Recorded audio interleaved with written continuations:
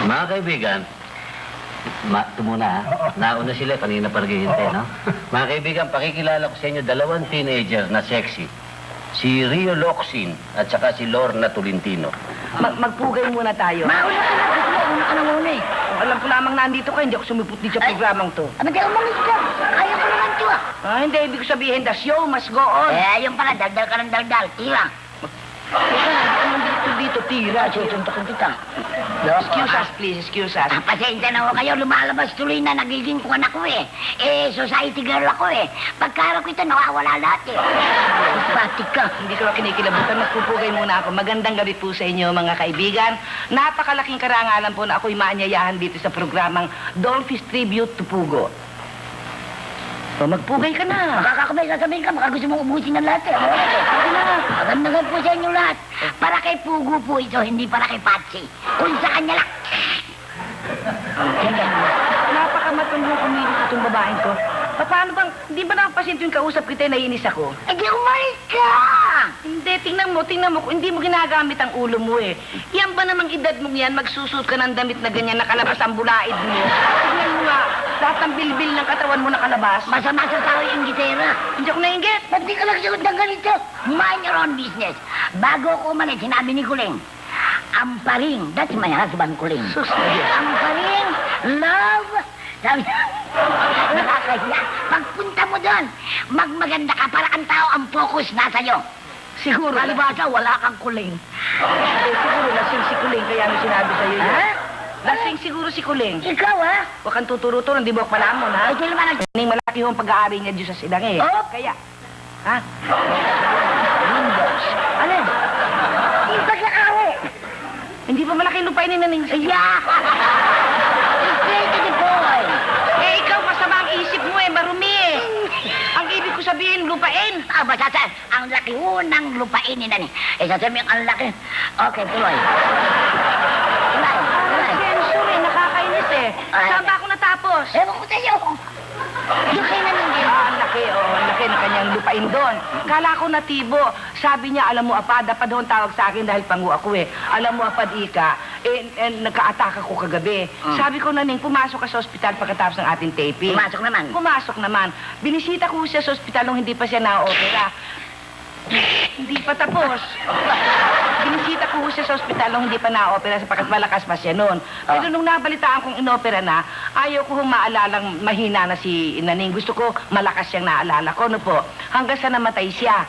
Nung nakaburol siya, binisita namin ni Chichay ng 4 o'clock in the morning dahil maraming tao ho. Hanggang sa nailibing na siya. Yan ho ang buhay ni Naning. Ano mo, Patsy, ikaw din na nagsasabi. Huwag kang iiyak. Lahat naman ng tao namamatay eh. Una-una lang yan eh. Kaya ako, after you, Patsy. After you also. Kuling, ayan na ako. Hindi ako ni Kuling ito. Yung dalawa na yan, ting magkikita, nagbabangay nga yan. Maski kailan sa set kumakita yan, talagang pirmi sila nagtatalo. Pasensya mo na talaga yan. Tumatanda na. Matatanda na kasi sila. Hindi ka mukha natin. Bakit naman natin yun? Para naman agobyado ako nung natin eh. Ikaw na lang, huwag mo na kung saan sa natin. Huwag natin pag-usapin. Kanina pa ako nilalapastangan dito sa edad. Pero pagkakatabi kita, nakakalamang ako. Alam niyo, ang pag-usapan natin, hindi pa kayo ni Pugong magkakaedad. Hindi. Kayo unang magkakasama niya, itong pangarap, kung ano-ano. Matagal kami nagkasama sa radyo pa, sa television, sa stage show, hanggang sa pelikula. At talaga namang karangalan kong masabing nakasama ko si Pugo sa maraming palabas, sa lahat ng larangan, sa show business. Sapagkat, alam mo, ang unang-unang tagahanga ni Pugo, masugid na tagahanga hanggang ngayon, ang nanay ko. May nanay ka pa? Oo. Kaya pag nanonood ng nanay ko, madalas hindi sila makasundo ng lola ko. Dahil, Yung lola mo, ang kadanay mo nag-aaway. Yun lamang may nanay ka, parang hindi dapat paniwalaan eh. May lola ka, ha?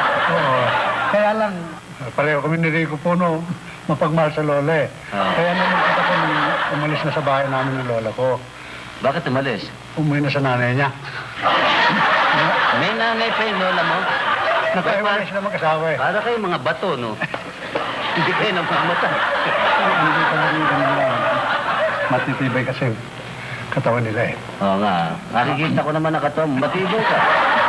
Ito usapan natin sa Pugo. Si Pugo. Sinabi Sige. kong karangalan kong masabing nakasama ko siya ng maraming beses sa pelikula, sa stage shows, sa radyo.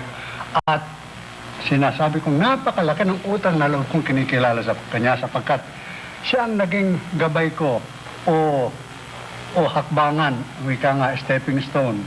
Para bang, kung English niya, I rode on his popularity.